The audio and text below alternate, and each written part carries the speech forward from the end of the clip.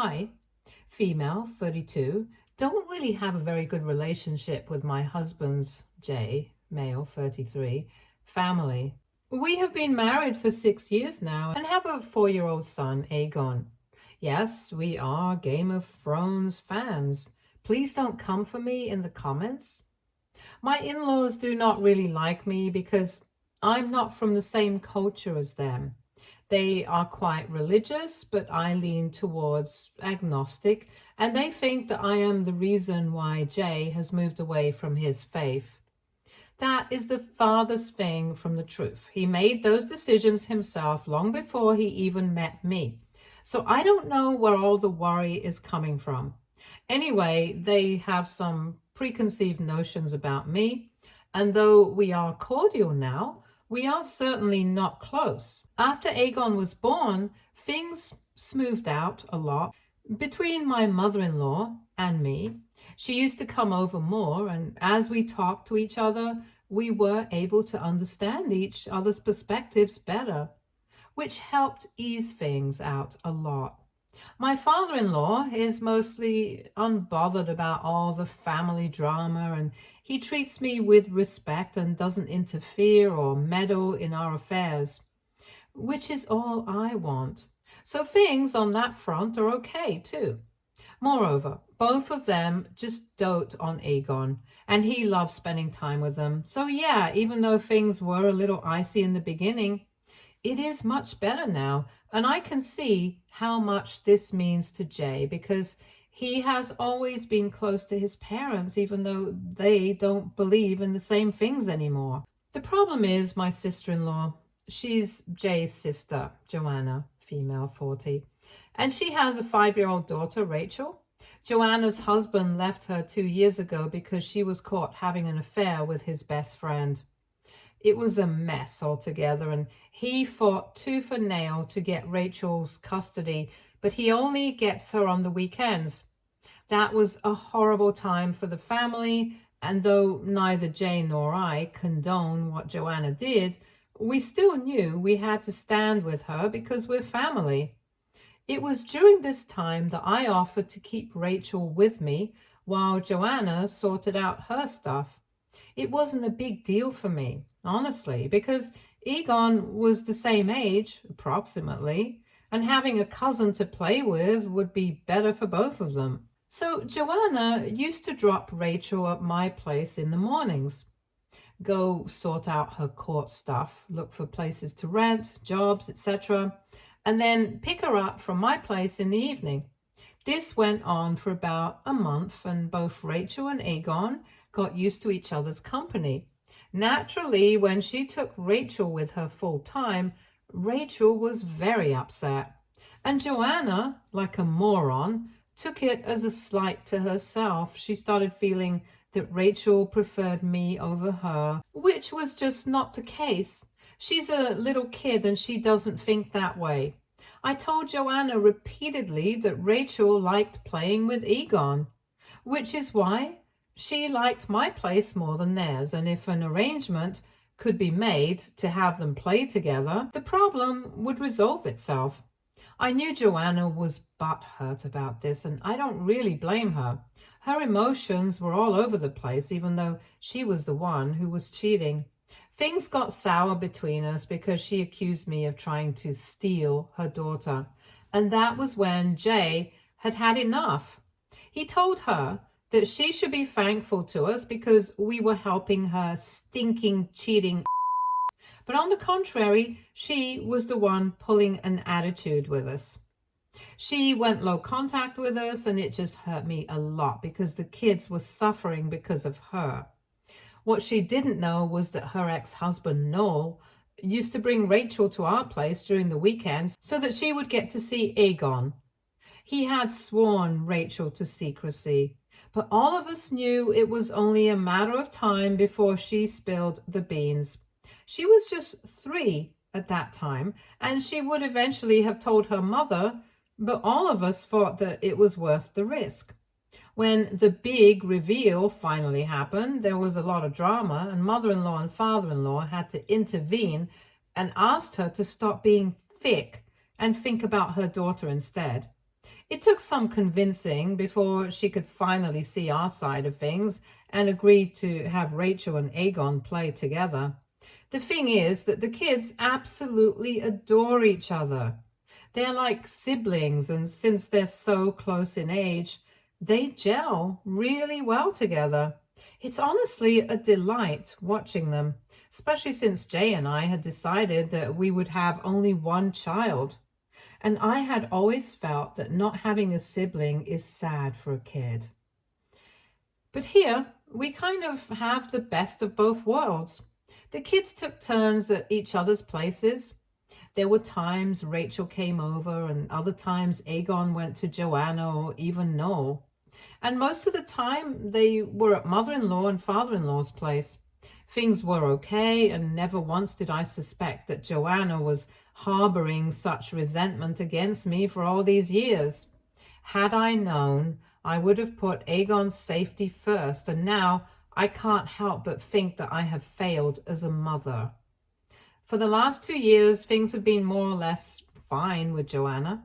The kids get along, and that's what matters to me. So there's that. But all of this changed yesterday. Jay has been out of town for a week because of work. It's just me and Aegon at home, and even mother-in-law and father-in-law are on vacation. I suddenly fell really sick 2 days ago. I was running a temperature and feeling nauseous. It wasn't anything serious, but I still felt quite weak. I called a friend over and she helped me out. It was Rachel's turn to come home yesterday, but I didn't even have the energy to deal with one kid, let alone two. So I called up Joanna and asked her to cancel and told her that I was quite sick. She kindly offered to take Aegon for the day so that I could rest and recuperate. I thanked her profusely because he would get his day out with Rachel and I'd get some time to sleep and rest. We finalized the plan, and Joanna said she would pick Aegon up and take both him and Rachel to the adventure park in town. And after that, they could also have a sleepover at her place. This would tire them out completely, and they could enjoy it, whereas I could get a full day to myself. I was very grateful for her gesture because she has very rarely shown me this kindness. I could never have guessed that something was amiss. I thought that she genuinely felt sorry for me and my sickness, which is why she offered to help. The next day, which was yesterday, she came around noon and took Aegon with her. I told her to keep giving me updates once in a while, and she told me that I had nothing to worry about and that he would be fine. The minute he went out the door, I simply crashed on the bed. I was still running a temperature and I needed sleep. Plus, I knew Aegon was safe and nothing would happen. He was with his aunt. What could even go wrong? So I had no stress or anxiety keeping me up. I don't know when I fell asleep, but at 2:05 p.m., I got a call from Joanna's number. It was actually the call that woke me up, and when I checked my phone later, I realized that she had called me once before, but I had slept through it. And when I answered, I could hear someone crying on the other side, and I just froze. He had hives all across his body, and his face and eyes were swollen. I rushed him to the emergency, and I was fuming all the way through. I wanted to slap the crap out of Joanna, but I knew that getting him to the hospital and caring for him right now had to be my priority, and that she could be dealt with later. The doctors asked me if he had any allergies that could have brought about this reaction, and I said that he had always had a nut allergy and everyone was careful about it. He asked me if he had accidentally eaten something containing nuts, but I said that he wasn't with me and I brought Joanna. Joanna denied that he had eaten anything that had nuts in it. The doctor looked at us weirdly and said that he would keep him under observation for a while and that Aegon had to be monitored. This was when Rachel burst into tears and said that Mommy gave him my peanut butter sandwich even when I told her that he couldn't eat it. I saw red. I flung at Joanna and slapped her right there. in the hospital in front of everyone. She tried lunging back at me, but the nurses restrained her, and the doctor rushed to check on Aegon. Joanna tried to yank Rachel away, but Rachel was sobbing uncontrollably and was latched onto my leg as though her life depended on it. I felt so bad for the girl, and I knew if she went back with her mother right now, Joanna would rip her apart. I called up Noel and told him that Rachel was safe, but he needed to come to the hospital. I wanted the right parent to be there with Rachel. Joanna was protesting and trying to create a scene, but when the nurses told her that if she kept up her behavior, she would be escorted out, she shut up. Noel came and Rachel ran to him and hugged him. He looked at both Joanna and me and realized that something major was up. It had been a couple of hours in the hospital by then, and Aegon was fine. They said that the allergic reaction had been controlled, but that as family, it was everyone's duty to be more careful about what he was eating. The doctor said that they would keep him overnight for supervision and that he would be discharged the next day. Noel offered to drive me home, but I said I needed to talk about what happened, and I needed both Joanna and Rachel there, which meant that he had to be there as well. We went to a dine-in to grab a bite, and what Joanna told me just made me lose my crap all over again. I had composed myself a little in all those hours, but listening to that bitch talk made my blood boil. I first asked Rachel what happened. She looked nervously at her mom, who was glaring at her. Noel stepped in and said that she needed to be honest about everything and not worry because he would protect her, and that she needed to do the right thing. She was still very nervous, and while Noel was coaxing her into telling us the truth, Joanna was trying to create a ruckus, saying things like we were bullying her daughter and that she would not stand for it. I told her to shut up and let the girl speak, and that her intimidation tactics wouldn't work anymore. It took some time, but Rachel finally told us what happened. She said that Joanna had given them money to buy sandwiches from the sandwich stall. Rachel bought a peanut butter sandwich, whereas Aegon bought a mixed fruit jam sandwich. While they were on their way back, Aegon asked Rachel if he could have a bite, but she said no because he wasn't allowed to eat peanut butter. Everyone in the family knows about Aegon's nut allergy, even him, so I'm surprised that he asked her for the sandwich. And I'm glad Rachel had the sense not to give it to him. She said he didn't make a fuss, but looked a little down because he didn't get to eat the sandwich. When they got back to where Joanna was, why the hell wasn't she with two tiny kids in the first place is beyond me. Joanna asked Rachel why Aegon was being mopey. Rachel said that he wanted a bite of her sandwich, and Joanna got mad at her. She said that she should be sharing things with her cousin and that she had been taught better, blah, blah. Finally, Rachel said she had to cut in and remind Mom that Aegon couldn't eat peanut butter, but apparently Joanna was having none of it. Then both of them kind of got into a fight, and Rachel tried to resist Joanna's attempt to get her to give him the sandwich, but Joanna called her own daughter a greedy little bitch and snatched her sandwich from her. By this time, Rachel said that both Aegon and she were crying, and she said that he would get sick like Auntie told us if he ate that sandwich, but Joanna said that this was just a harmless prank and nothing would happen to him. She gave him the sandwich, but by that time, Aegon too was in tears and said that he did not want the sandwich and wanted to go back home. But Joanna literally force-fed him the sandwich. Rachel didn't use these exact words, but I know what Joanna was up to. It took every ounce of my strength not to lunge at Joanna and strangle her then and there, but I didn't want to do all of this in front of Rachel. The poor girl had had enough for the day. Once she was done, she was in tears again, hugged Noel, and said that she wanted to go with him because Mommy scares me. All this while, Joanna was scoffing as if trying to discredit what Rachel was saying. I asked her if she had anything to say in her defense, and she said that she had no need to defend herself from the likes of me. She said that if I chose to believe a 5-year-old over a grown woman, I had to get myself checked because clearly there wasn't a single logical brain cell left in me. I didn't fight with her or press for justifications because I was thoroughly exhausted, but I did tell her that if she refused to tell me her side of the story, if there even was one, I would take Rachel's version as the truth and proceed accordingly.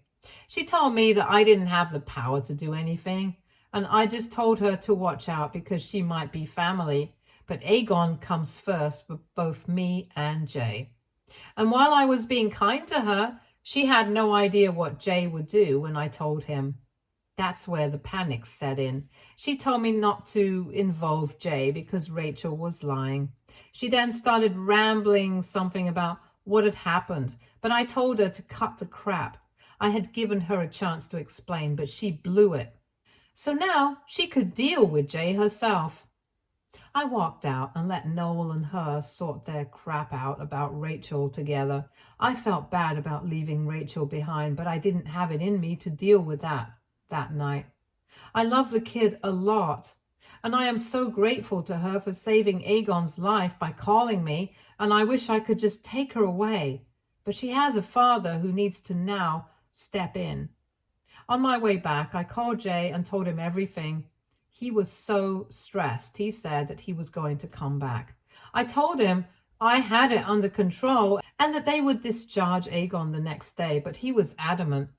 I didn't really stop him because I know he gets worried, and gun to my head, I could have actually used the support.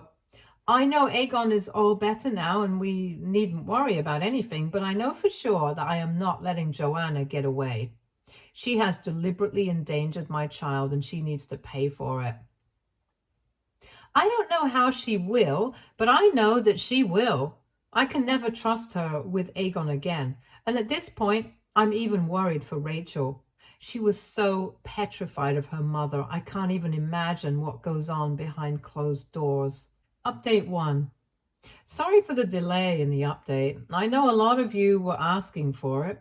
Honestly, things have been so busy and stressful at home that it never even crossed my mind to check Reddit. Jay came back the next day and I hugged him so tight, I think I displaced some of his organs. Aegon was discharged and he seemed okay, just tired. So we let him sleep for as long as he wished. I asked Jay if he had spoken to Joanna at all, and he said that there was nothing to talk to her about and that he would never forgive her for doing something like this intentionally. Had it been a mistake, maybe there would have been a chance for forgiveness somewhere along the line. But Jay said that he just could not bring himself to be okay with this or forget it and move on. I asked him what we should be doing. I had initially thought that we could just tell the entire family what she had done so that there would be some outrage and we would not be questioned on our decision to go no contact with her. But when I proposed this, Jay looked at me like I was crazy. He said that we needed to do much more. He told me I had to stop thinking about her like family because she didn't think of our son as such, and that she was dangerous. God knows why she willingly put his life in danger. She knew full well that the nut allergy was severe in Aegon's case, and even though her daughter, who's just 5 years old, kept reminding her, she ignored all her pleas and went ahead with this. He said that I needed to look at it for what it was. It wasn't a mistake. It was something that she had done out of pure spite and malice. And God alone knows what else she could do. I knew what he was saying was right, but verbalizing all this made it, I don't know, more real in a sense. I didn't want to accept the extent to which things had spiraled, but there was nothing else to be done. Joanna was dangerous. She had shown this to us herself, and the only thing we could do was ensure that she didn't endanger anyone else anymore. Most importantly, Rachel. Jay asked me where Rachel was, and I said that Noel had probably taken her for the night. It was the weekend, the day Aegon returned, so she would have had a good 3 days with Noel, and maybe by then Joanna would have calmed down so that Rachel didn't have to face the brunt of her mother's wrath. Jay called up Noel and asked him how she was doing, and he said that she was still very shaken up from yesterday, and she just refused to go back to Mom. Jay told me that this was the best time to call CPS and report her, because no child should be this scared of a parent. For a moment, I thought maybe Rachel was scared because her version of the story wasn't the truth. It was a possibility. She was just 5. Maybe there was an unintentional mix-up of the sandwiches on her part, and she was scared that we would scold her, so she put the blame on Joanna, and Joanna played along because she didn't want Aegon and Rachel's playtimes to stop over an innocent, albeit fatal, mistake. I somehow couldn't shake this feeling away, even though no child could lie in such detail. But I just couldn't believe that despite knowing about Aegon's allergies, Joanna would deliberately feed him the sandwich, despite being told no. It seemed borderline crazy, and she had never behaved this way before. So we decided to call Noel again, and I asked him whether Joanna had admitted to anything, and he said that she broke down and told him everything. He had secretly recorded the entire conversation, but he told us it was too dark to listen to. We asked him to forward the recording to us nonetheless, and there we could clearly hear Joanna admitting to everything. She said she didn't know why she did it, but she did. Noel was furious, and he asked her why she didn't go to the emergency herself. And she said she couldn't afford the bill. He told her that she should be thankful that Rachel called me up, because if she hadn't, Aegon would have died. She was sobbing in the recording and kept on saying, I'm sorry, but I didn't have a single feeling of sympathy left for her after that. I realized that the stress of the day had actually made me forget the seriousness of the situation. And it's true. If Rachel hadn't been smart or brave enough to call me, Aegon would have died. I owed that kid my son's life, and I knew that I had to do everything in my power to keep her away from that a-hole of a mother and woman. We called CPS and told them everything. We told them that we were worried about Rachel's safety, and that if she was capable of deliberately inducing an allergic reaction in a child, and then not responding accurately because of a purported lack of funds, we didn't know how safe her own kid would be with her. The officer took note of it and asked us what the custody agreement was, and we told them everything. And the next Monday, which was 2 days later, the officers were at her place. We knew because she sent a scathing text to us telling us that she knew we were behind this and that she should have killed Aegon when she had the chance. I have blocked her since then, but Jay hasn't. He called her up and gave her a piece of his mind and told her that he would go to the ends of the earth to keep Rachel safe from her, because she clearly wasn't mentally stable. Mother-in-law and father-in-law were finally roped in, and we told them everything. At first, they tried to make excuses for Joanna, but when we made them hear the recording, they didn't have anything to say. I don't know what their equation with Joanna is, and neither do I care. But both Jay and I have told them that we want nothing to do with her anymore. We hope that CPS is going to take Rachel away from her, but we can't be sure because there's no neglect or abuse involved in her case. But I know that if she continues to stay with Joanna, she is going to make things horrible for her own daughter. Update 2. CPS has removed Rachel from Joanna's care, and she is now going to live with Noel permanently. The custody agreement had to be officially changed, and Joanna went crazy about it, and now we know why. It wasn't because she would miss Rachel or something. It was because she was using the child support payments to fund her life. The child support was an insane amount, and now she's going to have none. Keeping Rachel with him is going to be better on the pocket for Noel Not that it matters to him anyway. Noel has also been asked to take Rachel to therapy because the poor kid has been having nightmares ever since the Aegon affair. Aegon, on his part, is doing well. He doesn't even remember much, and when we ask him how his day with Auntie and Rachel was, he just says he had a lot of fun, and the best part was the hospital ride at the end. I cannot even fathom why someone would hold so much resentment for a child. Mother-in-law has been quite upset over the incident, not Aegon's particularly, but the one where a mother lost her child due to our intervention, aka Joanna. I don't understand how she can continue to sympathize with Joanna. Father-in-law, for his part, is furious, and he says that he initially did not believe that she could be this crazy. He has apologized to us for not believing us, and while it still annoys me, I know he means well.